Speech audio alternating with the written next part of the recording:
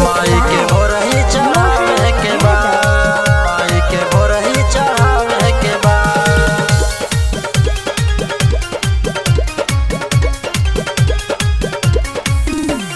गैल माल मसवा हो कर तैयारी, कार्तिक महीनवा के आ गइल बारी, आ गइल बारी। गैल माल मसवा हो कर तैयारी, कार्तिक महीनवा के आ गइल बारी। छठी माई के बेदिया बनावे के बा, बनावे के बा, बनावे के बा। बोली बोली छठी मैया की, गेहुआ के आटावा से बनी ठेकुआ, माई के भोरही चढ़ावे के बा।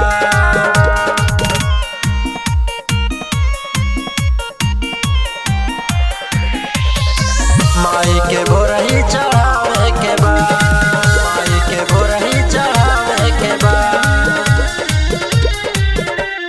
कांची हरदिया संगे पंचमेवा, चंदन कपूर सुपारी बा, चंदन कपूर सुपारी बा।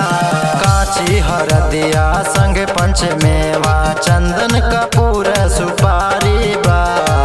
5 गो चाही कची अदरकवा, लाई बर्तनवा के बारी बा। अननसवा सिंगड़वा मंगावे के बा, मंगावे के बा, मंगावे के बा। बोली बोली छठी मैया की, गेहुआ के आटावा से बनी ठेकुआ, माई के भोरही चढ़ावे के बा।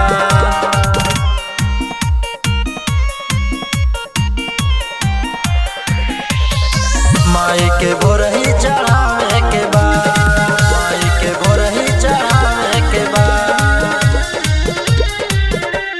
बट निर्मोही सुनील सनेही, बीत गइले पर साल आस में, बीत गइले पर साल आस में। बट निर्मोही सुनील सनेही, बीत गइले पर साल आस में। खुश है माई चौमुख दिया नजराई, जगुदर हेल विश्वास में।